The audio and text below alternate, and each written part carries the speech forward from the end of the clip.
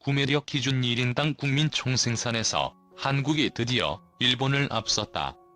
2017년에 처음 일본을 제친 후 2018년에는 더 큰 격차를 벌리면서 앞섰다. 일본이 처한 현 상황 하에서는 당분간 한국을 능가할 수는 없을 것으로 보이며 제2경제대국 일본은 역사가 되고 앞으로 중진국의 처지로 추락할 가능성도 높다. 이 같은 사실은 5일 경제협력개발기구가 발표한 각국의 구매력 기준 1인당 GDP 조사 결과에서 밝혀졌다. OECD 발표에 따르면 구매력 평가 기준 한국의 1인당 GDP가 2017년 41,001달러를 기록. 일본의 48,827달러보다 174달러 앞섰다. 현대사에서 처음으로 일본보다 경제력이 앞서게 됐다. 그리고 한국은 전체 아시아에서 1위를 차지했다. OECD 발표 2017년 구매력 기준 1인당 GDP는 확정치이다. 구매력 기준 GDP는 각국의 물가 등락률 및 소득 증가율 등을 종합적으로 평가하기 때문에 산정 시간이 많이 걸려 2017년 확정치가 올해 3월 5일에 발표된 것이다. OECD가 발표한 2018년 잠정치에서도 한국은 42,136달러로 일본의 41,364달러보다 772달러 앞서 2017년보다 격차를 더욱 벌렸다. 그동안 일본은 주력 산업 경쟁력에서 한국에 역전당했고 수출로 먹고 살 수 없는 나라가 됐다. 또 매년 GDP만큼 엔화를 몰래 찍어 적자 재정을 진땀나게 메우는 인공호흡기 단국가로 쇠락해가고 있는 것이 현실이다. 또 일본은 국가 부채 크기가 세계 1위다. 일본 경제잡지 다이아몬드 등은 OECD 발표 사실을 전하면서 한국 수치가 일본을 추월한 건 큰 충격이라고 경악했다. 다이아몬드는 이제 일본의 구매력 기준 1인당 GDP는 미국의 58.5%에 불과하다며 낮은 생산성이 문제라고 지적했다. 2000년대 초반까지만 해도 일본의 구매력 기준 1인당 GDP는 미국보다 높았다. 하지만 명목 GDP에선 일본이 한국보다 아직 우위다. 영국의 식민지로 오랜 고통을 당했던 아일랜드는 1인당 GDP에서 영국을 추월하자 고속 성장을 기념하는 120m 첨탑인 더블린 스파이어 탑을 건립해 대대적으로 축하했다. 김대종 세종대학교 경영학부 교수는 코로나19로 인해 발생한 제2차 IMF 위기 재발을 막기 위해서 한일 통화 스와프 체결을 체결해야 한다고 주장했다. 김 교수는 1997년 외환 위기는 단기 외채 비율이 상승하고 일본계 자금 유출로 시작되었다. 이후 외국인들이 일시에 자금을 회수하면서 IMF 위기가 발생했다. 며 한일 관계를 개선하고 한일 통화 스와프 체결을 통하여 금융시장을 안정시켜야 한다. 고 주장했다.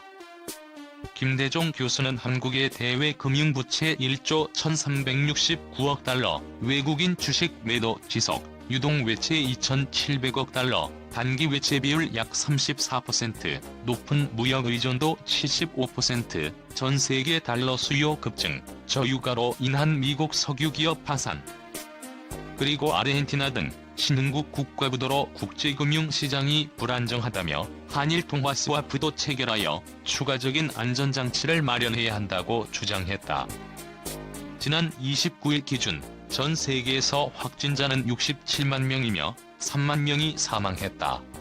일본에서도 확진자가 2,434명으로 증가했다. 김 교수는 위기는 기회이다. 코로나19를 계기로 양국 관계를 개선하고 한일 통화 스와프를 체결할 수 있는 좋은 시기이다라고 말했다. 한일 통화 스와프 700억 달러는 2012년 10월 종료되었다. 2016년 8월 정부는 브렉시트 등으로 일본에 재연장을 요청했지만 일본은 부산 일본 영사관 앞 소녀상 설치 문제로 거절했다. 이에 김 교수는 우리는 과거보다 미래지향과 실용주의로 일본과 관계 개선을 추진해야 한다. 일본은 기축통화국이며 달러 보유액은 1.3조 달러로 세계 2위이다. 고 했다. 2019년 기준 GDP는 미국 22조 달러, 중국 15조 달러, 일본 5.4조 달러, 한국 1.6조 달러이다. 일본 GDP가 우리보다 3배 정도 많다. 김 교수는 2008년 금융위기 때 한국은 채무보다 채권이 많았지만 유동성 문제로 위기가 왔다. 그러나 당시에는 한미와 한일 통화 스와프가 있었다. 한일을 미래지향적 동반자 관계로 전환해 위기를 극복해야 한다고 말했다. 김 교수는 1997년 외환위기 당시 삼성전자는 3만원에서 300만원으로 100배, 은마 아파트는 2억에서 20억으로 10배, 종합주가지수는 5배 올랐다. 20년 이상 장기 투자를 한다면 삼성전자 매수를 추천한다고 말했다. 향후 우리나라가 기업하기 좋은 국가를 만든다면 한국은 GDP에서도 일본을 능가할 수 있다. 2019년 기준 우리 기업의 해외 직접 투자 유출액이 618억 달러로 유입액 125억 달러보다 5배나 많다. 법인세율을 보면 독일 15%, 미국 21%, 일본 23%, 한국 27%이다. 김 교수는 정부는 법인세율을 OECD 평균 22% 이하로 낮추고 한국 기업의 해외 유출을 막아 국내에 일자리를 만들어야 한다고 말했다. 김 교수는 1876년 개화기 때 세상의 큰 흐름에 편승하지 못했기에 우리는 일본의 36년 지배를 받았다.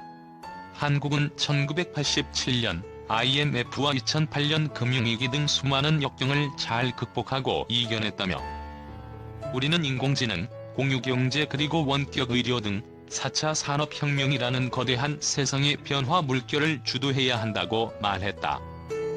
김대중 교수는 정부가 과거사 문제는 미래 세대에게 맡기고 일본과 관계 개선에 나서 한일 통화 스와프를 적극 추진해야 한다고 주장했다. 2019년 말 기준 한국의 대외 금융부채 총액은 1조 1369억 달러이다. 외국인 직접 투자 2385억 달러, 증권 투자 7413억 달러, 파생금융상품 297억 달러 등이다. 2019년 기준 단기 외채는 1345억 달러이다. 유동 외채는 단기 외채와 장기 채권 중 1년 안에 만기가 돌아오는 것을 말한다. 단기 외채의 2배를 유동 외채라고 하며 2690억 달러 즈음이다. 한국에 대한 외국인 증권 투자액은 2020년 2월 기준 시가총액의 34%로 540조 원이다.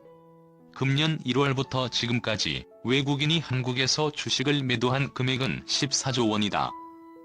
이 금액은 외국인 주식 투자액의 2.5%이지만 환율은 급등했다. 전 세계 확진자가 67만 명을 넘었고 미국에서는 확진자가 12만 명을 넘었다. 김 교수는 지금처럼 코로나 폭증으로 외국인 주식 매도가 이어진다면 환율은 다시 오를 것이다라고 말했다.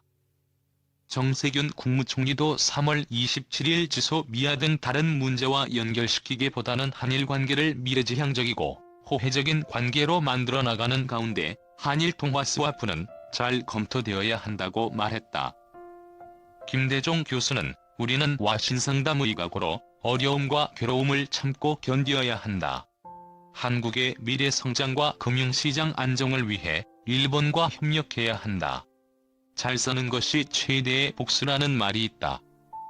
우리의 GDP가 일본을 넘을 때까지 동반자 관계가 되어야 한다며 정부는 국가 경제를 위하여 한일 통화 스와프를 적극 재개해야 한다고 주장했다.